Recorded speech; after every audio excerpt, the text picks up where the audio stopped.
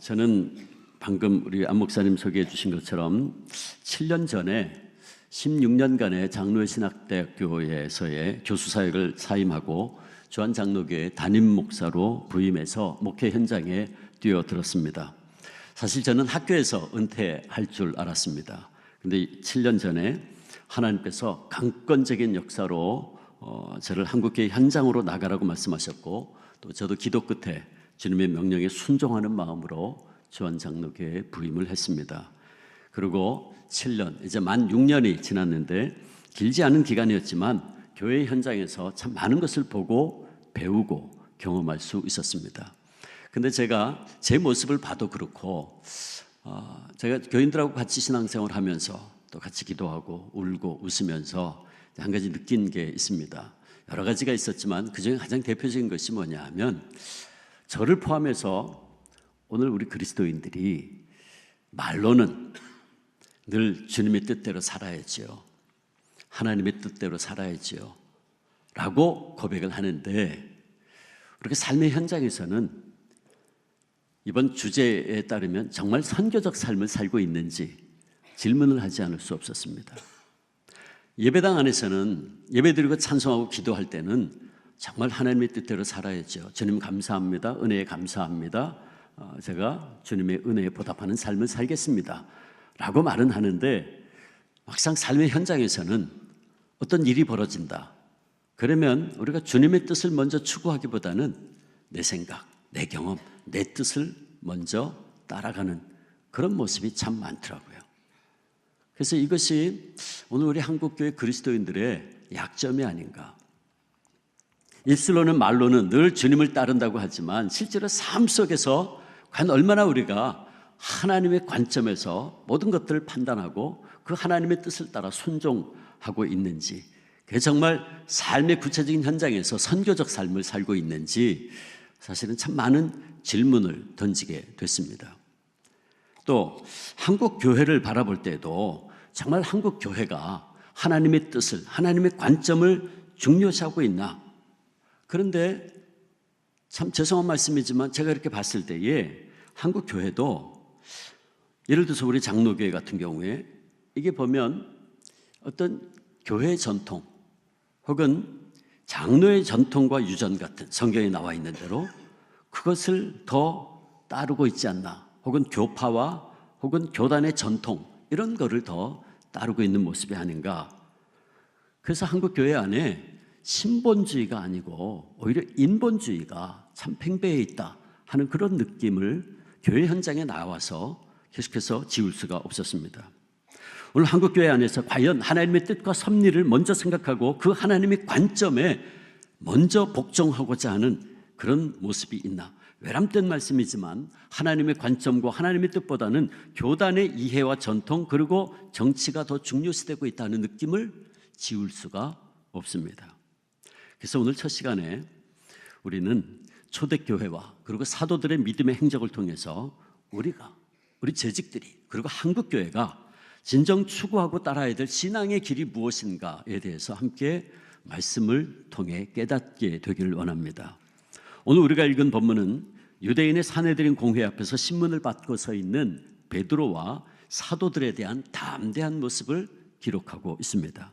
사내들인 공회는 바로 이 사건 50여일 전에 예수님을 재판하고 십자가에 못 박기로 결정했던 그 공회입니다. 그 당시 사내들인 공회는 그야말로 무소불위의 권력과 힘을 가지고 있던 이스라엘 최대의 정치 집단이고 또 종교 지도자들의 모임이었죠. 그들은 이스라엘의 입법, 사법, 행정 그리고 당연히 종교의 모든 영역을 쥐고 있던 사실상 이스라엘의 최대 파워 집단이었습니다. 그러니까 방금 말씀드린 대로 그들은 자신들의 전통과 법을 따라 하나님의 아들 예수 그리스도를 재판하고 십자가에 못 박기로 결정했던 최대의 인본주의 집단이었습니다. 그런데 예수님께서 섰던 바로 그 자리에 지금 베드로와 제자들이 다시 불림을 받아 서 있습니다. 사도행전 4장을 보면 제자들은 이미 한 번 이 사내들인 공회에 불려가서 협박을 받은 바 있습니다. 대제사장과 사두개인 당파를 비롯한 유대교 지도자들은 사도들이 성전 미문 앞에서 구걸하던 40년 안전뱅이를 고치고 성전 안 솔로몬 행각에서 베드로가 설교하죠. 사람들이 그 사람이 40년 성전 미문 앞에서 구걸하던 사람인데 일어나가지고 성전을 뛰어다니면서 노래하고 찬양하는 모습을 봤을 때 놀랐어요. 이게 웬일인가? 사람들이 몰려들기 시작했습니다. 솔로몬 행각에서 베드로가 설교하지요. 너희 모든 이스라엘 백성들은 알라. 너희가 십자가에 못 박고 하나님이 죽은 자 가운데서 살리신 나사렛 예수 그리스도의 이름으로 이 사람이 건강하게 되어 너희 앞에 서 있느니라. 사도행전 4장 10절 보면 그렇게 설교했어요. 그러니까 너희가 십자가에 죽인 예수 그리스도께서 부활하셨고 그 예수 그리스도 때문에 이가 이렇게 회복되었다라고 설교하니까 이 종교 지도자들이 분노해서 제자들을 잡아다가 감옥에 가두고 신문하면서 더 이상 예수의 말을 하지 말 것을 협박을 했습니다. 그러나 사도들은 그들의 위협에 조금도 굴하지 아니하고 너희가 십자가에 못 박아 죽인 예수를 하나님이 다시 살리시고 구세주로 삼으셨다라고 계속 담대히 외칩니다. 사도행전 5장 30절 31절 보면 이런 말씀을 합니다. 너희가 나무에 달아 죽인 예수를 우리 조상의 하나님이 살리시고 이스라엘에게 회개함과 죄사함을 주시려고 그를 오른손으로 높이사 임금과 구주로 삼으셨느니라. 그러자 종교 지도자들이 오늘 본문 33절 보면 그들이 듣고 베드로의 그 설교를 듣고 크게 노하여 사도들을 없이 하고자 할세. 즉 산헤드린 공회는 사도들을 죽이려고 했어요. 그들은 불과 50여일 전에 예수를 잡아 십자가에 달아 죽였듯이 이제 그 예수가 다시 살아났다고 전하는 사도들도 더 이상 그런 말을 하지 못하도록 죽이려고 했던 것입니다. 앞서 말씀드렸듯이 그 당시 유대교 회교 이 최고 지도자들인 산헤드린 공의회는 마음만 먹으면 무엇이든지 할 수 있는 그런 집단이었어요. 그런데 바로 그때 한 지혜로운 사람이 등장을 합니다. 그는 바로 우리가 잘 알고 있는 사도 바울의 율법 선생이었던 가말리엘입니다. 오늘 34절에 보면 이 가말리엘이라는 율법사가 사도들의 생명이 위협받는 그 순간에 일어나서 지혜로운 말로 중재를 합니다. 그런데 가말리엘이 누굽니까? 오늘 34절에 보면 바리새인인 가말리엘은 율법 교사로 모든 백성에게 존경을 받는 자라 그랬어요. 본문에 의하면 가말리엘은 바리새인이라 그랬습니다. 그렇다면 사도행전의 저자인 누가가 왜 가말리엘이 바리새인이라고 특별히 밝히고 있을까요? 이와 관련해서 우리가 한 가지 알아야 될 것이 있는데 그 당시 유대교 종교 지도자들은 대표적으로 두 부류의 사람들이 있었어요. 하나는 바리새인들, 하나는 사두개인들이었어요. 근데 이 두 부류의 사람들은 출신 성분과 믿음의 내용이 판이하게 달랐습니다. 먼저 바리새인들은 주로 출신 성분이 평민들이었어요. 그리고 그들은 부활과 내세를 믿는 사람들이었습니다. 상당히 보수적인 신앙을 가진 사람들로서 율법과 전통을 중요시하고 좋게 긍정적으로 이야기하면 그 당시 로마의 세력에 타협하지 아니하고 깨끗하고 정결하게 살려고 노력했던 사람들이었죠. 그런데 이에 반해서 오늘 본문에 등장하고 있는 이 산헤드린 공회의 지도자들은 거의가 다 사두개인 출신들로서 귀족 출신들이었습니다. 그들은 합리적이고 이성적 신앙을 부르짖는 사람들이었고 따라서 천사들의 존재도 믿지 않고 영에 대한 개념을 아예 지워버린 사람들이었어요. 그들은 기적도 부인하였고 부활도 믿지 않았어요. 한마디로 그들은 내세를 부인했고 현실에 집착하던 사람들이었습니다. 그런데 아이러니컬하게도 그 당시 성전 안에서 봉사하던 제사장들은 거의가 다 이 사두개인들이었고 그들은 로마의 정권에 붙어서 귀족의 신분을 누리고 있었습니다. 이 사두개인들은 로마의 보호를 받아가면서 특권을 누리던 사람들, 우리 일제시대로 표현하면 친일파와 같은 그런 사람들이었어요. 이렇게 영생, 부활, 이적, 기사를 믿지 않고 그러기에 내세에는 관심이 없고 현세에 집중했던 사람들, 따라서 이들은 자연히 권력지향적일 수밖에 없었어요. 그래서 로마의 권력에 붙어서 부귀영화를 누리던 이 사두개인이 중심으로 이루어진 산헤드린 공회가 자신들이 잡아 죽인 예수의 부활과 이적에 대해서 말하는 사도들을 그대로 내버려 둘 수가 없었던 거죠. 그러나 바리새인이었던 가말리엘은 사두개인들이 중심이었던 공회가 사도들을 죽이려 하니까 이에 적극적으로 나서서 지혜로운 말로 이 사건을 해결하고자 합니다. 그리고 가말리엘은 이스라엘 역사상 몇 명의 손꼽히는 랍비 중에 한 사람이었는데 그는 율법의 영광이라는 별명을 가진 사람이었습니다. 유대인들은 일반 율법 선생을 부를 때는 랍비라고 부르는데 그 랍비 중에 랍비는 라반이라고 불렀어요. 라반은 우리들의 선생이라는 뜻입니다. 그러니까 모두의 선생이라는 거죠. 그런데 이 가말리엘은 라반으로 불리는 그런 사람이었어요. 오늘 보면 34절에도 보면 그래서 그는 모든 백성에게 존경을 받는 자라 그렇게 기록하고 있어요. 바로 그 가말리엘이 자리에서 일어나서 사도들을 잠시 밖으로 내보낸 뒤에 사도들을 죽이려고 하는 산헤드린 회원들에게 이렇게 충고를 합니다. 그 내용이 36절에서 39절이에요. 이전에 드다가 일어나 스스로 선전하며 사람이 약 400명이나 따르더니 그가 죽임을 당하며 따르던 모든 사람들이 흩어져 없어졌고 그 후 호적할 때 갈릴리 유다가 일어나 백성을 꿰어 따르게 하다가 그도 망한즉 따르던 모든 사람들이 흩어졌느니라. 이제 내가 너희에게 말하노니 이 사람들을 상관하지 말고 버려두라. 이 사상과 이 소행이 사람으로부터 났으면 무너질 것이요 만일 하나님께로부터 났으면 너희가 그들을 무너뜨릴 수 없겠고 도리어 하나님을 대적하는 자가 될까 하노라. 가말리엘은 얼마 전에 있었던 역사적인 사건들을 예를 들면서 사람들을 함부로 사도들을 함부로 죽이면 안 된다 경고합니다. 그는 먼저 드다의 사건을 예를 들었는데 이 드다라는 사람은 주후 4년경에 나타나 자칭 메시아라고 하며 난을 일으켰던 사람이었습니다. 그는 자신이 여호수아의 후예임을 자처하면서 자신이 여호수아처럼 이스라엘 민족을 구할 것이라고 외쳤어요. 그리고 특별히 자신이 요단강을 갈라지게 할 수 있다고 큰 소리쳐서 많은 사람들을 강가로 불러내기도 했는데 그때 그를 따르던 사람들이 약 400명이 되었다고 합니다. 근데 결국 그는 사로잡혀서 참수형을 당했어요. 이 드다에 대한 기록은 유대교 역사가인 요세푸스의 기록에도 남아 있습니다. 역사적 인물이었어요. 가말리엘은 그 드다에 대해 언급하면서 그를 따르던 사람이 400명이나 있었지만 그가 죽자 모두 흩어져 없어졌다고 36절에 정확하게 설명합니다. 그 다음에 가말리엘은 갈릴리 유다에 대해서도 언급을 하는데 이 유다라는 사람도 역시 반란을 일으켰다가 실패해서 참수형을 당한 사람이었습니다. 보면 37절에 그 후 호적할 때 그랬는데 구레뇨가 시리아의 총독으로 있을 때 그곳 거민들을 호적을 하게 했어요.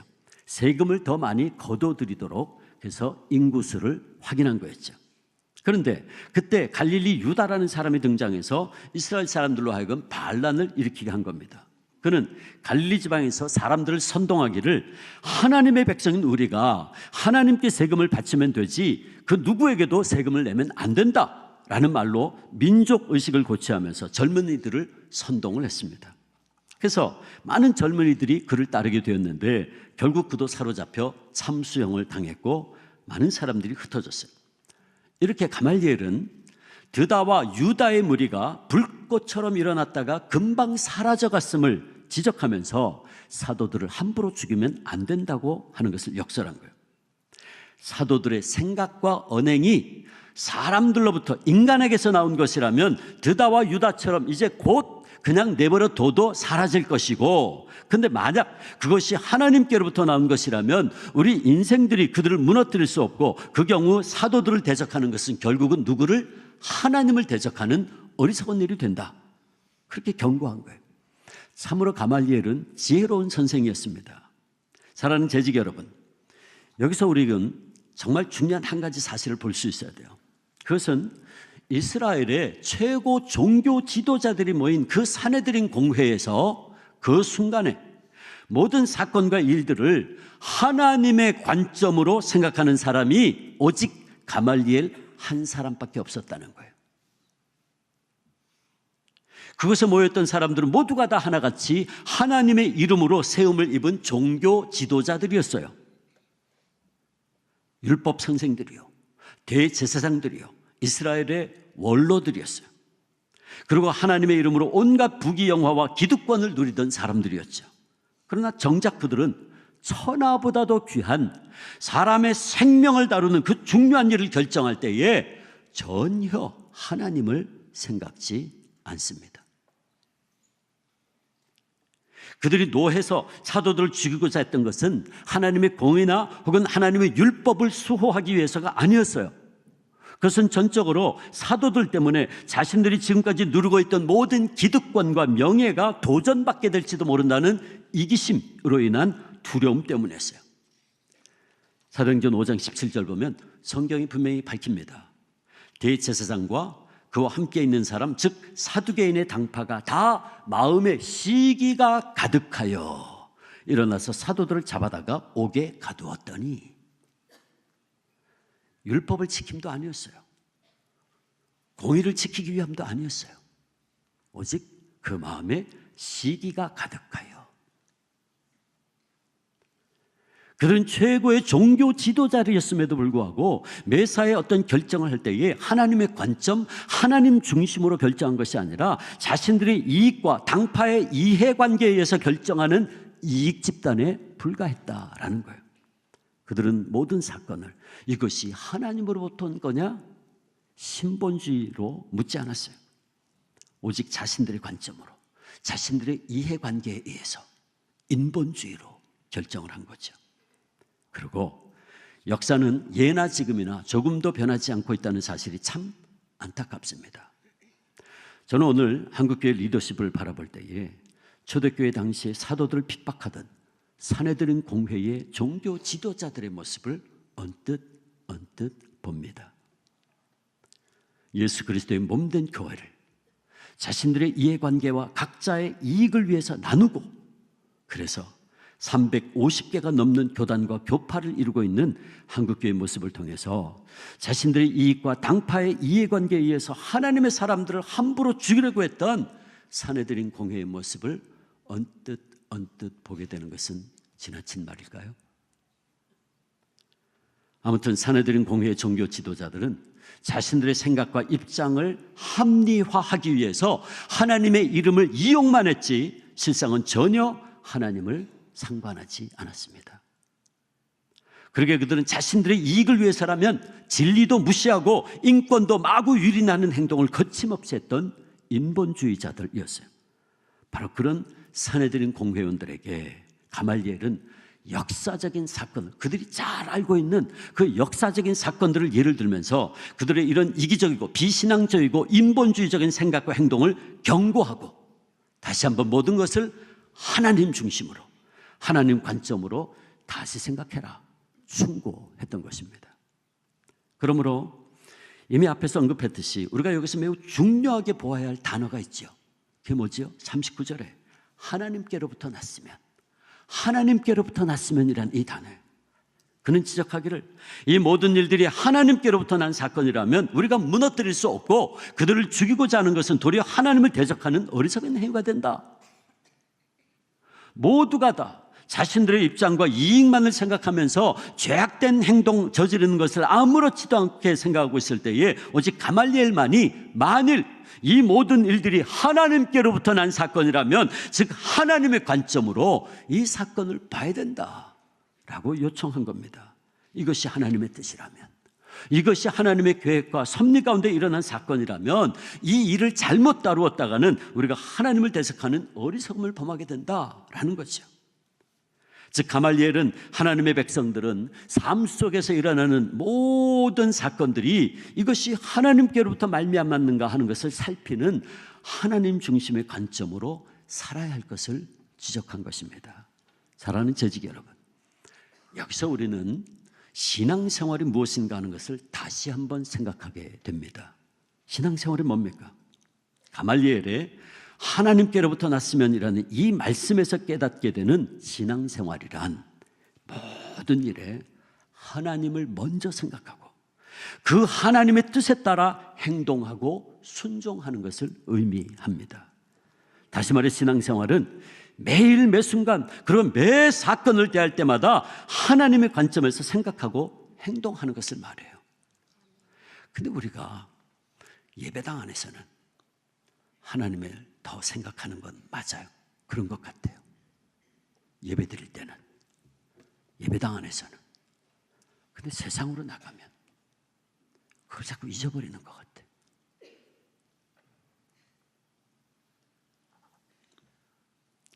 그리고 참다운 신앙생활은 심지어 우리의 삶에 어떤 억울한 일과 어려운 일을 당한다 할지라도 만일 그 사건과 그 일이 하나님께로부터 온 것이라면 그 억울함조차도 기쁨으로 달게 받는 것을 의미합니다. 심지어는 내 생명의 위협을 당하고 순교를 당하게 된 경우를 할지라도 하나님의 섭리와 하나님의 뜻을 위해서 내 목숨까지도 내어놓을 수 있는 것, 이것이 바로 하나님 앞에서 바른 신앙인의 모습이라는 말이죠. 여러분, 오늘 본문 41절 42절을 보면 사도들은 죄 없이 억울하게 채찍질을 당했어요. 그러나 그들은 오히려 예수님의 이름을 위해서 능력받는 일에 합당한 자로 여겨주심을 기뻐했다라고 말씀합니다. 41절 42절 보세요. 그들이 옳게 여겨 사도들을 불러들여 채찍질하며 예수의 이름으로 말하는 것을 금하고 놓으니 사도들은 그 이름을 위하여 능력받는 일에 합당한 자로 여기심을 기뻐하면서 공회 앞을 떠나니라 그랬어요. 여기서 사도들이 채찍질 당했다는 것은 그저 몇 대 채찍질 맞았다 하는 것이 아니에요. 여기 채찍질했다는 단어는 헬라 말이 데이란테스란 말인데 가죽을 벗긴다 하는 뜻이에요. 가죽을 벗긴다. 따라서 이 단어에 의하면 제자들이 맞은 매는 가벼운 매가 아니라 당시 율법에서 최고로 정한 40에서 하나를 감한 매를 맞은 것인데, 미시나라고 하는 책을 보면 이 체형에 대해서 자세히 기록해 놓은 걸 볼 수 있어요. 그것을 보면 수영자의 상반신을 벗깁니다. 그리고 두 손을 기둥에 묶어요. 그러고는 등과 어깨에 사정없이 채찍을 내리치는데, 채찍은 가죽으로 되어 있고 그 끝에 보면 쇳덩어리, 쇳조각, 납덩이, 뼈조각 이런 것들이 그 끝에 달려있어요. 그러면 그런 채찍으로 후려치면 채찍이 휘감죠. 그래서 이쪽에 박히는 거예요. 채찍을 잡아당기면 살점이 떨어져 나가는 거예요. 그걸 40대를 39대를 맞는다고 생각해 보세요.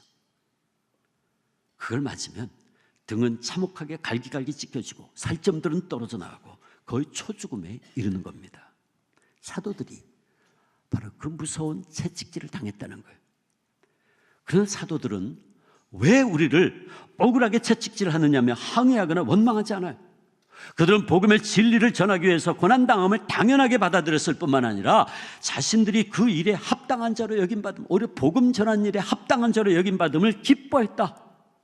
자신들이 주님으로부터 복음을 위해서 핍박받는 자들로 선택받음을 오히려 기뻐했다는 말씀입니다. 그러기에 그들은 예수의 이름으로 다시는 말하지 말라고 하는 사내들인 공회의 위협에도 불구하고 오늘 42절 보면 집에서든지 성전에서든지 날마다, 다시 말해서 어디에 있든지 예수가 그리스도라고 구세주라고 전도하기를 그치지 않았다 그랬어요. 그들은 모든 일에 하나님을 먼저 생각하고 하나님의 관점에서 바라보고 행동하는 참된 신앙인들이었기 때문입니다. 그들은 하나님의 관점에서 볼 때에 핍박 가운데서도 복음을 전하는 것이 하나님이 가장 원하시는 것임을 알았어요. 인간적으로, 세상적으로 보면 한없이 억울한 일을 당했지만 하나님의 관점에서 바라볼 때에 억울하게 매맞고 고통당한 것은 오히려 그들이 하나님 앞에 합당한 존재로 선택되었음을 증거해 주는 것이었기 때문입니다. 그러기에 그들은 고난당함을 원망하기는커녕 오히려 기뻐했다. 하나님의 관점에서 바라볼 때 예수의 이름을 위하여 고난당하고 억울하게 매맞고 능욕당함은 오히려 영광스러운 일이었기 때문입니다. 그러기에 그들은 그 무서운 채찍을 맞으면서도 이제 자기들도 예수 그리스도의 고난에 동참하게 되었으니 이 얼마나 영광인가 하며 오히려 기뻐하며 때리는 원수들 앞에서 오히려 웃으며 걸어 나왔다는 거예요. 사도들은 그 이름을 위하여 능력받는 일에 합당한 자로 여기심을 기뻐하면서 공회 앞을 떠났다. 무익한 종에 불과했던 자기들을 하나님께서 이제 예수 그리스도를 위해서 고난받을 수 있는 자들로 여겨주시고 그 귀한 주님의 고난에 동참케 하셨으니 이것이 얼마나 놀라운 은혜인가. 오히려 그러면서 감사하면서 나왔다는 거예요. 아마도 저들은 그 예리한 채찍을 맞으면서 자신들의 살점이 떨어져 나가는 아픔을 당하면서 50여일 전에 그 공회에서 그 채찍을 맞으신 예수님을 생각했겠죠.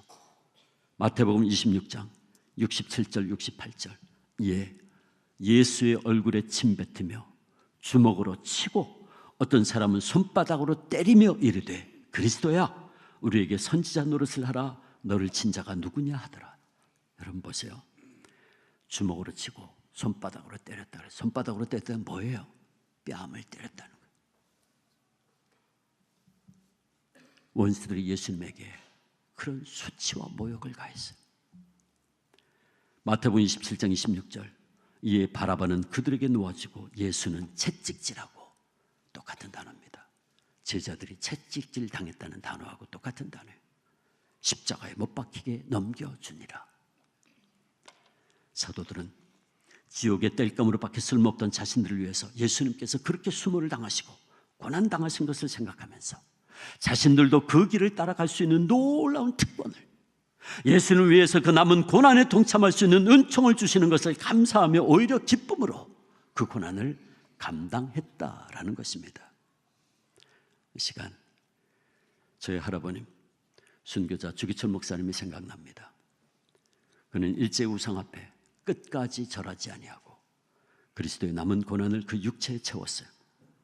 그는 모두가 다 신사참배는 우상 숭배가 아니고 국민의례라고 결의하고 우상 앞에 절했던 그때에 하나님의 관점에서 바라볼 때 신사참배는 결코 국민의례가 아니고 우상 숭배임을 부르짖으며 죽기까지 항거했던 하나님의 사람이었습니다. 그리고 그리스도를 위해서 고난당함을 오늘 본문의 사도들처럼 오히려 그는 감사하고 감격했었습니다. 저는 순교자 주기철 목사님의 셋째 아들의 아들입니다. 어렸을 때부터 목사님 당한 여러 가지 고문에 대해서 저희 선친과 아버님들을 통해서 참 많은 이야기를 들었어요. 일제의 형사들은 하루가 멀다 하고 목사님이 매질을 가하고 매질이 지루해지면 목사님을 X자로 된 십자가에 거꾸로 매달아 놓고 채찍으로 후려쳤습니다. 손톱, 발톱, 대나무를 얇게 썰어서 쑤셔넣고 별의별 잔인한 짓을 다 했어요. 그리고 목사님에게 전기고문, 고춧가루 주전자를 강제로 들이붓고 별짓을 다 했어요. 한 번은 저희 아버님께서 저한테 이런 얘기를 해주셨어요. 목사님께서 언젠가 잠시 감옥에서 가석방돼서 집에 돌아오셨는데 저희 할머니에게 당신 부인이니까, 당신 아내니까 무슨 말씀들 하잖아요. 하소연하듯이 하시는 말씀을 저희 아버님이 어렸을 때 듣고 제게 전해준 이야기가 있어요. 근데 목사님은 그때 그러시더래요. 감옥에서 별의별 고문을 다 당했는데 그 중에 정말 견디기 힘든 고문이 두 가지가 있다고 그러시더래요. 하나는 잠을 안 재우는 고문. 그게 그렇게 고통스러웠대요. 한 달이고 두 달이고 잠을 못 자게 하면서 고문을 하는데 정말 견디기가 힘들었다는 거죠. 잠을 안 재우니까 나중에는 정신이 몽롱하고 정신이 흐려져가지고 그것이 너무 고통스러웠대. 자신도 모르는 사이에 정신없이 우상 앞에 절하게 될까 봐 그게 더 스트레스가 돼가지고 차라리 때리고 찢고 뽑고 하는 건 견디겠는데 이 잠을 안 재우는 고문은 견딜 수가 없더래요. 여러분, 일제시대에 이 독립운동가들 가운데 잠 안 재우는 고문당하다가 정신 이상 되신 분들 많습니다. 여러분 독립기념관 가보셨죠? 그 독립기념관 여러분 꼭 가보시기 바랍니다. 거기 가면 일제 침략관이 있어요. 일제 침략관 안에 들어가 보면 고문 체험실이 있는데 그 당시 일제가 우리 독립운동 하던 분들 고문하던 3.1운동 때도 마찬가지지만 엄청나게 고문했던 그 고문 현장이요 다 밀랍 인형으로 재현해 놨어요. 제가 언제 거기 가서 자세히 봤는데 제가 어렸을 때부터 할아버님 고문당했던 그 얘기가 거기 다 있더라고요. 근데 제가 가보니까 관이 하나가 이렇게 서 있어요. 조그만 관인데 위가 넓고 아래가 좁아요. 근데 관이 하나 서 있는데 옆에 이렇게 좀 이렇게 열려 있고 이렇게 구멍이 있고 그래서 제가 이게 뭡니까 그랬더니 그게 독립운동 하던 분들 잠 안 재우는 고문 도구였다는 거예요. 그 안에 탁 집어넣으면 꼼짝도 못하는 거 이렇게 서 있어야 돼요. 무릎도 못 꿇죠. 서 있어야 돼요. 그리고 일제는 자기들은 번갈아가면서 자면서 와가지고 새꼬챙이로 쑤시는 거예요. 계속 잠 못 재우는 거예요. 안 재우는 거죠. 그럼 어른 생각해 보세요. 일주일이고 2주일이고 한 달이고 사람이 잠을 안 재면 어떻게 될까요? 돌아버리는 거예요. 근데 그 고문이 너무너무 괴롭더라는 거죠.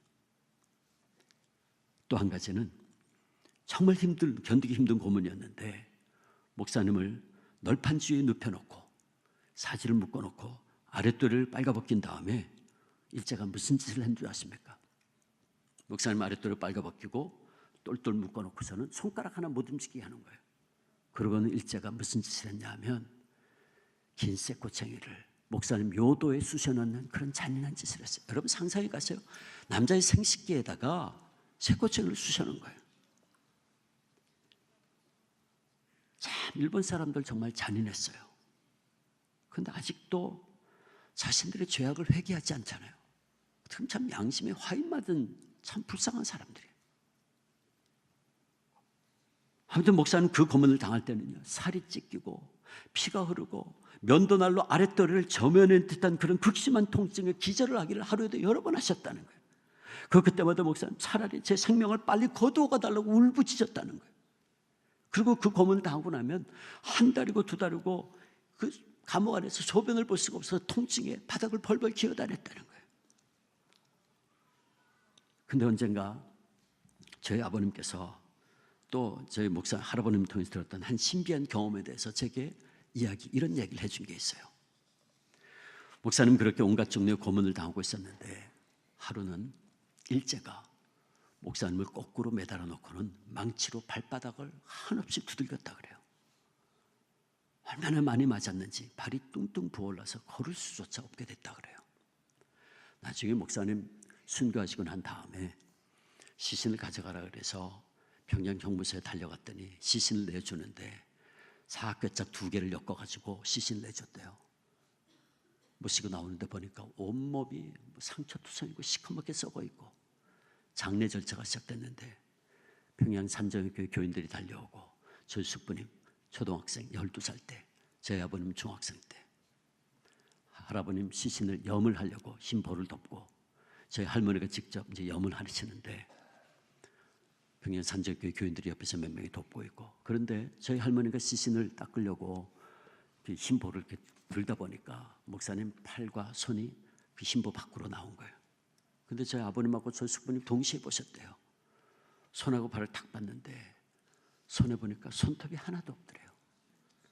고문하면서 새꼬챙이를 쑤셔놓고 벤치로 잡아 뽑아버리고 다 뽑은 거예요. 발은 망치로 얼마나 두드렸는지 발 모양이 없더래요. 일그러져 있더래요. 시커멓게 일그러져 있고 발톱 하나도 없고.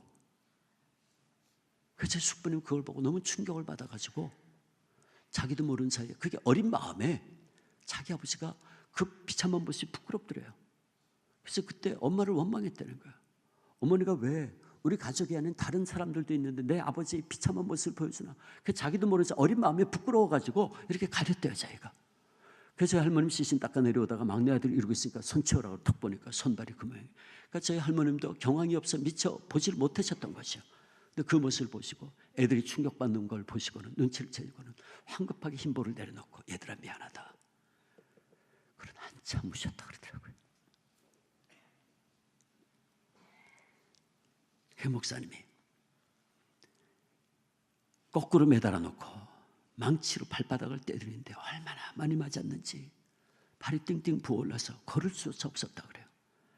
그래서 그날 목사님이 엎혀서 지하 감옥으로 돌아가 누워서 식은땀을 흘리면서 밤새도록 헛소리를 하게 됐는데, 그 목사님이 고통과 신음 속에서 사경을 헤매고 있는데 갑자기 골고다 언덕에서 모진 매를 맞고 피를 흘리는 주님의 모습이 선명하게 목사님의 눈에 보이기 시작했대요. 그런 몸부림치는 주님의 음성이 생생하게 들려왔대요. 십자가에 달려 육체에 조여드는 아픔과 고통에 신음하는 주님의 음성이 들려오고, 예수님께서 십자가를 지고 걸어가신 그 발자국이 보이는데 주님의 뜨거운 눈물, 붉은 피가 거기에 가득히 고여있는 것을 선하게 보였다는 거예요. 그날 밤 목사님 밤새도록 헛소리를 하면서 의식이 몸 안에 있었는지 밖에 있었는지 몰랐지만 그 고통 속에서 주님의 십자가에서의 고통을 너무나 생생하게 보고 느끼고 들었다라는 거예요. 그 얘기를 목사님 오셔서 해주신 거예요. 근데 그 신비한 경험을 하는 가운데 목사님께서 이렇게 고백하셨다 그래요. 주님이 가신 십자가의 길이온데 제가 어찌 피하겠습니까? 베드로는 거꾸로도 갔다는데 이 비천한 종도 주님 가신 길을 따라가겠습니다. 그렇게 고백하셨다 그래요. 목사님, 우리를 구원하기 위해서 십자가의 죽음을 당하신 예수님을 생각하고 바라보면서 자신도 예수님을 위해서 능력받는 일에 합당한 자로 여겨주심을 오히려 감격해하며 그런 고백을 했던 것이었죠. 그 후에 그때 그 경험을 한 시로 목사님 남기셨어요. 그것이 바로 우리 찬송가 158장의 가사로 실려 있습니다. 서쪽 하늘 붉은 노을, 그 가사예요. 서쪽 하늘 붉은 노을, 영문 밖에 빛이 누나, 연약하온 두 어깨에 십자가를 걸머지고 머리에는 가시관, 몸에는 붉은 옷, 힘없이 걸어가신 영문 밖의 길이라네. 한 발자국 두 발자국 걸어가는 자욱마다 뜨거운 눈물 붉은 피 가득하게 고였구나. 간악한 유대인들, 포악한 로마 병정, 걸음마다 자욱마다 가진 고낙 지셨구나. 눈물 없이 못 가는 길, 피 없이 못 가는 길, 영문 밖에 좁은 길이 골고다의 길이라네. 영생복락 누리려면 이 길만을 걸어야 해. 배고파도 올라가고 죽더라도 올라가세. 아픈 다리 싸매주고 저는 다리 고쳐주사 칠전팔기 할지라도 제 십자가 바로 지고 보지 못한 눈을 열어 영생 길을 열어주니 골고다의 높은 거게 나도 가게 하옵소서. 5절 다 같이 할까요? 십자가의 고개 길이 제 아무리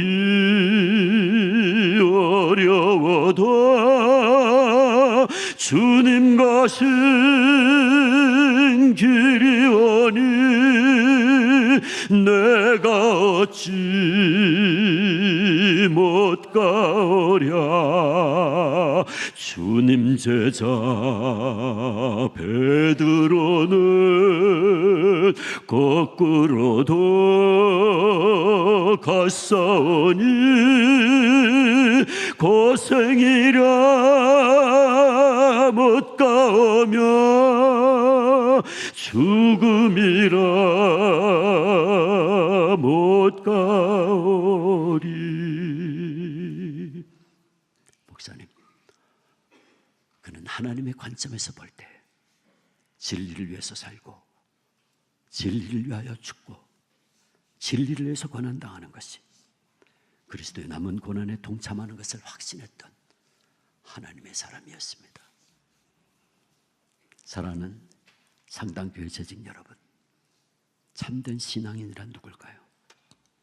그는 이렇게 모든 문제를, 심지어는 고난과 역경조차도 하나님의 관점에서 바라보는, 그리고 행동하는 사람 아니겠습니까? 우리가 진정 하나님을 믿는 사람들이라면 우리는 삶의 어떤 순간에도, 어떤 문제에 부딪힌다 할지라도, 어떤 고통스러운 상황에 놓인다 할지라도 가장 먼저 생각할 것은 이것이 하나님께로부터 온 것인가? 다시 말해 하나님의 관점으로 모든 사물과 문제들을 바라보고 행동해야 한다는 말씀입니다. 참 안타까운 것은 제가 시작하면서 말씀드렸지만 오늘 많은 그리스도인들이 말로는 하나님 믿는다고 하면서 정작 결정적인 순간에는 하나님을 안 믿는 것 같아요. 자기를 믿어요. 하나님을 믿는다고 하면서도 매사에 하나님을 먼저 생각하지 않아요. 하나님을 믿는다고 하면서도 하나님의 관점에서 판단하고 행동하지 않아요. 자기 생각, 자기 판단, 자기 경험, 자기 주장이 먼저 앞서는 경우가 더 많아요. 그래서 말은 믿는다고 하면서도 정작 중요한 순간에는 자기의 유익만을 따라서 행동하죠. 우리가 중요한 교회를 섬기는 사역에 있어서도 그렇습니다. 자기 체면, 자기 권리, 자기 이해, 자기 기득권을 먼저 생각하는 때가 많아요. 오늘 한국의 개신교회가 이렇게 수백 개의 교단과 교파로 나누어 있는 이유도 바로 여기에 있지 않겠습니까? 하나의 주님의 몸된 교회가 왜 이렇게 나눠져야 됩니까? 물론 그 신학적인 견해에 따라 장로교회, 감리교회, 침례교회, 오순절교회 등으로 나뉘는 거 어느 정도 이해할 수 있습니다. 그런데 장로교회가 200개가 넘어요. 장로교단이 200개가 넘는다는 거, 이건 말이 안 되는 거예요. 그건 말이 안 돼. 그건 결국 장로교회 지도자들이 결국은 장로들의 유전과 전통과 자신들의 이해관계에 의해서 주님의 몸된 교회를 찢어버린 대표적인 인본주의적인 모습입니다. 이번에 제가 참 안타까운 것은 3.1운동 100주년을 맞이해서 정부와 여러 기관들 그리고 한국교회가 각각 100주년 기념 행사를 이곳저곳에서 하고 있습니다. 그런데 저는 우리 개신교회만이라도 하나가 돼서 3.1운동 기념 행사를 함께하면 좋겠는데 이것마저도 여러 개 쪼개져서 각각 행사를 한다고 그래요. 사실 3.1운동은 교회가 아니었으면 이루어질 수 없었습니다. 3.1운동 당시에 1919년 당시에 전국 연락망이 있는 건 교회밖에 없었어요. 교회가 아니었으면 전국에서 동시적으로 만세운동이 일어날 수가 없었습니다.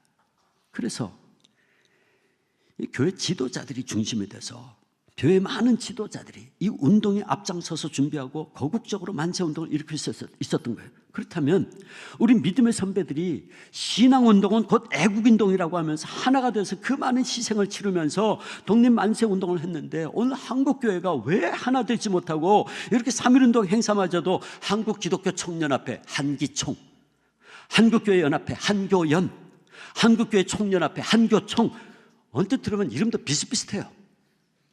근데 다 다른 단체래. 그러면서 다 나뉘어서 행사를 한다는 거예요. 참 안타깝습니다. 그리스도의 몸된 한국교회가 이렇게 분열되고 이렇게 이유가 어찌 돼 있든지 이건 교회 지도자들 책임이에요. 교회 지도자들. 어떤 목사님이 분열된 한국교회를 바라보면서 이런 말을 하더라고요. 기독교 선교 130주년 맞이하는 한국교회에 주어진 과제는 연합입니다. 교회가 하나 되지 않고는 복음을 전할 수 없습니다. 우리끼리 싸우고 비난한다면 누가 우리를 보고 믿는 자라고 칭하겠습니까?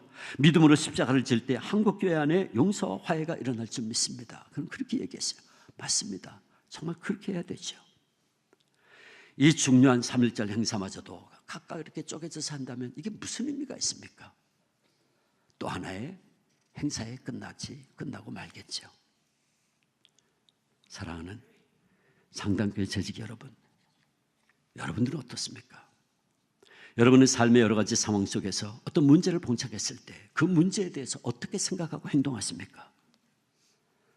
과연 그 상황 속에서 주님이라면 뭐라고 말씀하실까? 주님께서는 이 일을 어떻게 해결하실까? 이걸 먼저 생각하십니까? 아니면 내 경험, 내 지식, 내 생각, 내 뜻대로 해결하려고 하십니까? 여러분, 항상 우리가 기억할 것은 이것이 하나님으로부터 온 것인가? 주님이시라면 이를 어떻게 해결하실까? 주님이라면 뭐라고 말씀하실까? 그것을 먼저 생각하셔야 돼요. 그래서 진정 우리 모든 일에, 우리의 가정에서, 우리 일터의 현장에서, 학교에서, 또 우리 당연히 우리 교회에서 섬김도 오직 하나님의 관점에서 바라보고 그 뜻을 따라 순종하는 저와 여러분들 되시기를 원합니다. 우리가 그렇게 하려고 할 때 때로 우리가 손해볼 수 있습니다. 우리가 피해를 볼 수도 있어요. 우리가 어려움을 당할 수도 있습니다. 고난을 겪을 수도 있을지 모르죠.